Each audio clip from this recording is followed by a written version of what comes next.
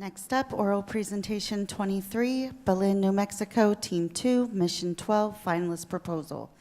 Hello everyone, we are one of the teams from Belen High School from Belen, New Mexico. I am Arsenio Lucero. I'm Madison Good. I'm Hannah Maria. Eric Venuti. Caden. And Abigail Brown. Our experiment is testing the effect of microgravity on still. It may sound too simple, but even the most simple thoughts can change the world. So as you all know, steel is an alloy of iron, carbon, and sometimes even other elements. Steel has been immensely important in the modernization of all nations. It began with Henry Bessemer's steel-making process and even went on to Andrew Carnegie's monopoly of the iron industry. So a little background on the actual chemical reaction happening in our experiment. This reaction is a redox reaction. So oxygen oxidizes the iron, and the iron reduces the oxygen.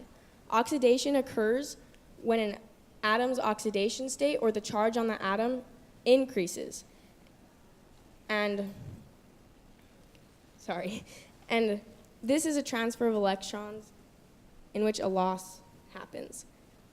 In this particular reaction, water is used as a catalyst, so this basically just speeds up the reaction. It doesn't have any influence or effect on it.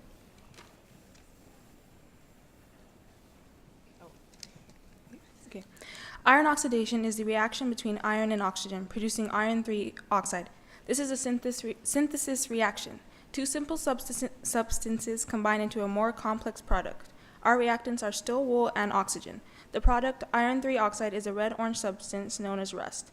The reason we used steel wool was to increase the surface area. Like a catalyst, surface area affects the reaction rate. With the time frame available, a quicker reaction rate is necessary. Our materials included 0.3 grams of steel wool, pure oxygen gas, drops of tap water, and a type 2 FME tube. Steel is our main focus, so it is necessary that the steel is not the limiting reactant. We put a lot more than required in the FME tube to react with the water. Our procedure is as follows. In one portion of the FME tube, insert the steel wool, and the other insert oxygen gas and tap water. Open the clamps and shake the tube vigorously for 30 seconds. The reason behind shaking the tube is to ensure the entire surface area of the steel wool has been exposed to the water and pure oxygen. Wait 14 days and then record the amount of rust produced. The original mass of the steel, subtracted from the new mass after cleaning the rust from the steel, will be the amount of rust produced. So our ground experiment determined that we could get 0.1502 grams of rust can be created from a 0.3 gram of steel wool. And we hypothesized that the reaction in space would occur at a slower rate considering the lack of gravity.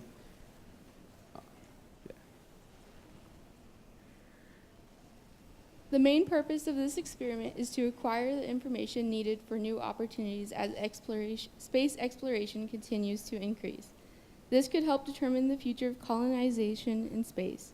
Not only could this experiment be helpful in building structures in space, but possibly manufacturing in space. Manufacturing steel in space could help alleviate the effects the process has on Earth's environment.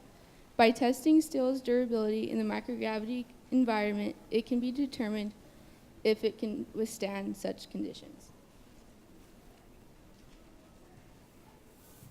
And at this time, we would just like to thank all of our sponsors and everybody from our very supportive community of Belen, New Mexico. It really meant a lot to us that everybody kind of came together and really helped us get here.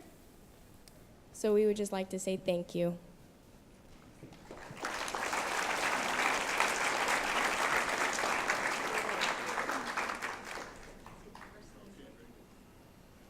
Hi, I'm Ron from Wisconsin.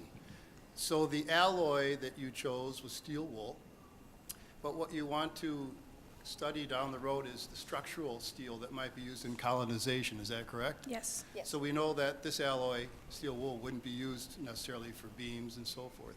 So in your next round of research, are you considering choosing an alloy with a different carbon content which reflects structural steel?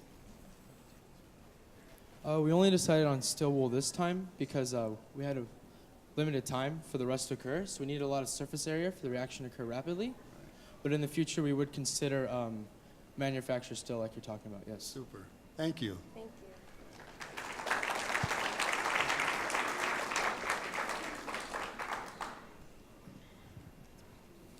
Hi, I'm Erin. I'm from Nanaimo, and I was just wondering how you guys were going to be able to tell if the oxidization actually happened in space compared to if it happened once it re-entered the Earth's atmosphere and felt the effects of microgravity, of actual gravity, sorry. So we actually made a mistake and didn't actually consider that, but our experiment isn't going to the ISS, unfortunately. Oh. So we don't know, but maybe in the future we could have added an agent to freeze our rust. Okay, thank you.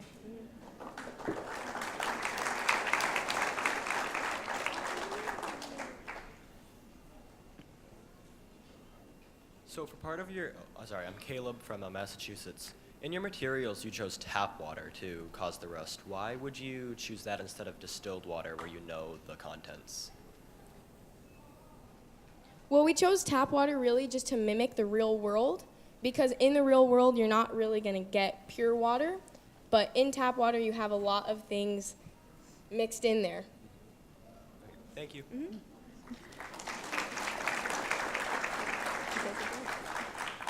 Hi, I'm Grace Mulliken from Wisconsin, and I just wanted to ask, what made you decide on steel wool for an alloy? There are so many, multiple different alloys out there, so what made you guys decide on steel wool?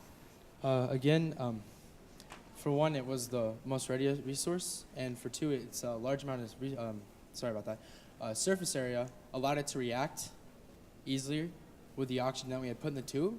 So I felt with the limited time, it would be best just to use something that can react quickly, get as much rust as possible, so we'd have more of the sample to study. All right, thank you.